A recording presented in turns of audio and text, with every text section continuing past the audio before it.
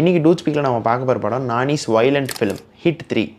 வீடியோக்குள்ளே போகிறதுக்கு முன்னாடி இந்த டூட்ஸ் ஏதாவது ஃபாலோ பண்ணாமல் இருந்தீங்கன்னா ஃபாலோ பண்ணிக்கோங்க. அப்படியே இந்த வீடியோவை லைக்கும் பண்ணிக்கோங்க. இந்த படத்தில் நானி போலீஸ் ஆஃபீஸராக வராரு. ஆனால் ஒரு நார்மலான போலீஸ் ஆஃபீஸர் கிடையாது. ஆங்கர் இஷ்யூஸ் இருக்க ஒரு ரூத்லெஸ்ஸான போலீஸ் ஆஃபீஸர். எதுவுமே சட்டப்படி டீல் பண்ணாமல் லெஃப்ட்டில் தான் டீல் பண்ணுறாரு. அப்படி இருக்கும்போது தொடர்ந்து சீரியல் கில்லிங்ஸ் வருது. அந்த சீரியல் கில்லிங்ஸ்லாம் யார் பண்ணுறா, எதுக்காக பண்ணுறாங்க அப்படின்னு கண்டுபிடிக்க ஆரம்பிக்கிறாரு. அது ஒரு பெரிய ஏரியாவுக்கு கொண்டு போய் இவரை விடுது. அதுக்கப்புறம் அவர் எப்படி சால்வ் பண்ணுறாரு அப்படின்றதான் ஹிட் 3 படத்தோட மீதி கதை.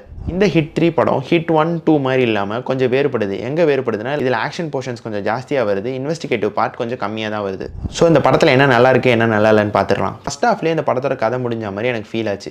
ஆனால் செகண்ட் ஹாஃபில் தேவையில்லாமல் இந்த கதையை இழுத்து கொண்டு போன மாதிரி இருந்தது. அதுவும் இல்லாமல் இந்த செகண்ட் ஹாஃபில் வர வைலன்ஸ் வந்து கொஞ்சம் பாயிண்ட்லெஸ்ஸாக தான் இருந்தது. ஏன்னா அந்த படத்தில் வர ஆன்டகனிஸ்ட்டும் அவ்வளோ ஸ்ட்ராங்காக இல்லை. இவங்களுக்கு இவ்வளோ வைலன்ஸ் தேவையா அப்படின்ற மாதிரி எனக்கு ஃபீல் ஆச்சு. ஆனால் இந்த படத்தில் காமிக்கப்பட்ட வைலன்ஸ் நல்லா இருந்தது. அதோட பர்பஸ் இல்லாததுனால அது அந்த இடத்துல பலம் எழுந்துட்ட மாதிரி எனக்கு ஃபீல் ஆச்சு. ஆனால் இந்த படத்தை நான் ஒரு குட் அட்டம்ப்ட்னு தான் சொல்வேன். ஏன்னா இந்த மாதிரி வைலன்ஸை இதுக்கு முன்னாடி இந்தியன் சினிமாலாம் பார்த்தது கிடையாது. டேரக்டர்ஸ் ஒரு விஷயத்தை ஞாபகம் வச்சுக்கணும்னா இந்த மாதிரி பெரிய ஸ்டார்ஸ் இந்த ஸ்கிரிப்ட்ஸ் எல்லாம் எடுத்து நடிக்கிறதே பெரிய விஷயம். ஸோ அவங்க இந்த படத்தில் ஏன் இந்த வைலன்ஸ் வைக்கிறோம், இந்த ஸ்டோரிக்கு இவ்வளோ வைலன்ஸ் அவசியமா அப்படின்றத எடுத்து பண்ணாங்கன்னா இந்த படம் இன்னும் கொஞ்சம் நல்லாவே வந்திருக்கும். இந்த ஹிட் 3 படத்தை ஒரு தடவை தாராளமாக பார்க்கலாம். நெட்ஃப்ளிக்ஸில் அவைலபிளாக இருக்குது. கண்டிப்பாக பாருங்கள்.